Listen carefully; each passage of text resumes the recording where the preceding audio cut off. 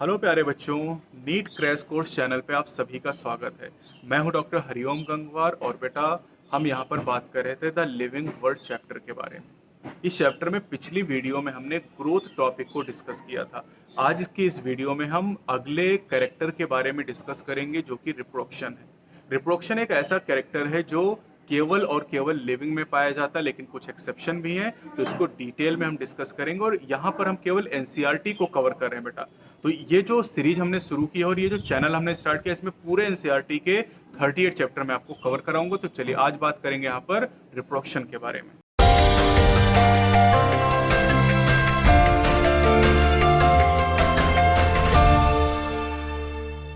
Reproduction की अगर हम बात करें तो ग्रोथ की तरह जो रिप्रोडक्शन है ये भी लिविंग का कैरेक्टर है। अब अगर हम मल्टी सेलुलर ऑर्गेनिज्म की बात करते हैं तो रिप्रोडक्शन एक ऐसा प्रोसेस है जहां पर ऑर्गेनिज्म अपनी तरह के मिलते जुलते बच्चों को प्रोड्यूस करते हैं। और ये एक्चुअली सेक्सुअल रिप्रोडक्शन की बात हो रही है, क्योंकि एसेक्सुअल रिप्रोडक्शन में जो बच्चे होते हैं सेम अपने पेरेंट की तरह होते हैं। अब अब अगर हम ऑर्गेनिज्म की बात करते हैं तो दो तरह का रिप्रोडक्शन होता है, सेक्सुअल और एसेक्सुअल। सेक्सुअल रिप्रोडक्शन और एसेक्सुअल रिप्रोडक्शन को डिटेल में हम रिप्रोडक्शन यूनिट में डिस्कस करेंगे। अब यहाँ पर कुछ एसेक्सुअल रिप्रोडक्शन के एग्जाम्पल आपको बताए गए हैं, जैसे fungi multiply and spread easily due to the millions of asexual spore they produce. Fungi में कुछ एसेक्सुअल स्पोर होते हैं, जैसे जो स्पोर की बात करें, ए प्लानो स्पोर की बात करें, कोनिडिया की बात करें, स्पोर एंजियोस्पोर की बात करें, सब एसेक्सुअल स्पोर हैं। इसी तरह in lower organism like yeast and hydra we observe budding. Yeast और हाइड्रा में बडिंग पाई जाती है। इसी तरह अगर हम बात करते हैं प्लेनेरिया या फ्लैटवर्म के बारे में तो इनमें ट्रू रीजनरेशन पाया जाता है। रीजनरेशन का मतलब होता है कि अगर ऑर्गेनिज्म के बॉडी पार्ट को फ्रेगमेंट में कन्वर्ट कर दिया जाए तो हर एक फ्रेगमेंट से नया ऑर्गेनिज्म डेवलप हो जाता है। इसी तरह फंजाई में फिलामेंटस एल्गी जैसे यूलोथ्रिक्स की बात करें, स्पाइरोगाइरा की बात करें, the protonema of mosses. Mosses में जो प्रोटोनीमा है ये गैमेटोफिटिक स्टेज होती है। All easily multiply by fragmentation. लेकिन अगर हम यूनिसेलुलर ऑर्गेनिज्म जैसे कि बैक्टीरिया, यूनिसेलुलर एल्गी, क्लेमाइडोमोनास या अमीबा की बात करें तो जो रिप्रोडक्शन और ग्रोथ हैं ये सिनोनिम होते हैं, मतलब एक दूसरे के पर्यायवाची होते हैं। That is increase in number of cell. जैसे इसको ऐसे समझते हैं कि एक अमीबा है और ये अमीबा डिवाइड करके दो डॉटर का फॉर्मेशन करता है, दो डॉटर बना रहा है। अब ये प्रोसेस कहलाता है binary fission, and binary fission is a type of reproduction. ये रिप्रोडक्शन है। तो बाइनरी फिशन की वजह से आप इसे कहेंगे ये रिप्रोडक्शन है, लेकिन यहाँ पर एक पेरेंट से दो प्रोजनी बन रहे, इंक्रीज इन नंबर, और इंक्रीज इन नंबर को ग्रोथ कहते हैं। तो इसका मतलब अगर मैं आपसे कहूँ कि एक अमीबा से दो डॉटर का फॉर्मेशन होता है, इसे आप ग्रोथ कहेंगे या रिप्रोडक्शन, तो आप इस बात को डिफाइन नहीं कर सकते हैं, क्योंकि ग्रोथ भी और रिप्रोडक्शन भी है। दोनों में से जो टर्म आप यूज करना चाहें वो यूज़ कर सकते हैं।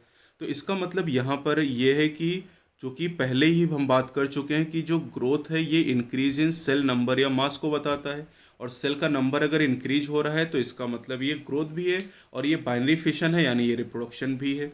इसलिए हम ये कह सकते हैं कि यूनिसेलुलर ऑर्गेनिज्म में हम बहुत ज़्यादा अच्छी तरीके से ग्रोथ और रिप्रोडक्शन टर्म को डिफ्रेंशिएट नहीं कर सकते हैं। जबकि अगर हम मल्टी सेलुलर ऑर्गेनिज्म की बात करें तो वहाँ पर ग्रोथ और रिप्रोडक्शन एक दूसरे से अलग अलग घटनाएं होती हैं।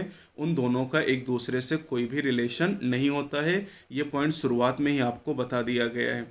यहाँ पे मैं आपको एक बार फिर से दिखा देता हूँ कि अगर हम मल्टी सेलुलर ऑर्गेनिज्म की बात करते हैं, जैसे यहाँ पे पॉइंट दिया गया है, in majority of higher animal and plant growth and reproduction are mutually exclusive event. मतलब हायर ऑर्गेनिज्म में ग्रोथ और रिप्रोडक्शन अलग अलग घटनाएं होती हैं, लेकिन यूनिसेलुलर ऑर्गेनिज्म में इन दोनों टर्म को आप बहुत ज़्यादा डिफ्रेंशिएट नहीं कर सकते हैं। इसके अलावा एक दिक्कत यहाँ पर और है, कई ऐसे ऑर्गेनिज्म हैं जो रिप्रोड्यूस नहीं कर सकते, जैसे म्यूल, स्टेराइल वर्कर बीज और इनफर्टाइल ह्यूमन कपल। ये ऐसे ऑर्गेनिज्म हैं जो रिप्रोड्यूस नहीं कर सकते हैं, और इसलिए हम ये कह सकते हैं कि रिप्रोडक्शन लिविंग का डिफाइनिंग कैरेक्टर नहीं है। यानी हम ये नहीं कह सकते कि अगर कोई लिविंग है तो वो रिप्रोड्यूस करेगा ही, क्योंकि कई ऐसे लिविंग हैं मेल स्टेराइल वर्कर भी जो रिप्रोड्यूस नहीं कर सकते हैं। इस लेकिन एक चीज़ क्लियर है कि कोई भी नॉन लिविंग ऑब्जेक्ट अपने आप को रिप्रोड्यूस या रेप्लिकेट नहीं कर सकता है। जैसे कि आपका मोबाइल नॉन लिविंग है तो ये अपने जैसा दूसरा मोबाइल नहीं बना सकता है। आपका जो पेन है वो नॉन लिविंग है और ये अपने जैसा दूसरा पेन प्रोड्यूस नहीं कर सकता है। तो यानी यहाँ पर दो बातें आपको ध्यान रखनी, एक ग्रोथ के बारे में, दूसरा रिप्रोडक्शन के बारे में। ग्रोथ लिविंग और नॉन लिविंग दोनों में पाई जाती है, इसलिए ग्रोथ डिफाइनिंग फीचर नहीं है। अगर ग्रोथ केवल लिविंग में होती तो डिफाइनिंग फीचर होती। रिप्रोडक्शन की बात करें तो रिप्रोडक्शन लिविंग में है, नॉन लिविंग में नहीं, लेकिन सभी लिविंग में नहीं पाया जाता है। अगर सभी लिविंग रिप्रोड्यूस करते तो रिप्रोडक्शन डिफाइनिंग फीचर होती। यानी ग्रोथ और रिप्रोडक्शन दोनों ही डिफाइनिंग प्रॉपर्टी नहीं है लिविंग की। तो बेटा आज की इस वीडियो में हमने रिप्रोडक्शन के बारे में डिस्कस किया। अगला जो वीडियो हम अपलोड करेंगे कल, उसमें हम मेटाबॉलिज्म और सेलुलर ऑर्गेनाइजेशन टॉपिक के बारे में डिस्कस करेंगे। वीडियो अगर आपको पसंद आ रही हो तो आप लाइक और शेयर करना बिल्कुल भी ना भूलें, और इस चैनल को सब्सक्राइब कर लें ताकि जितने भी एनसीईआरटी के चैप्टर हो, चैप्टर आप सही तरीके से कवर कर पाएं। एनसीईआरटी की हर एक लाइन, हर एक पॉइंट, हर एक पैरा, हर एक चैप्टर, हर एक यूनिट यहाँ पर हम कवर करेंगे आपके नीट के एग्जाम के लिए। तो चैनल को सब्सक्राइब करें, बेल आइकन प्रेस करें, और अगली वीडियो में हम फिर से आएंगे। तब तक के लिए टेक केयर।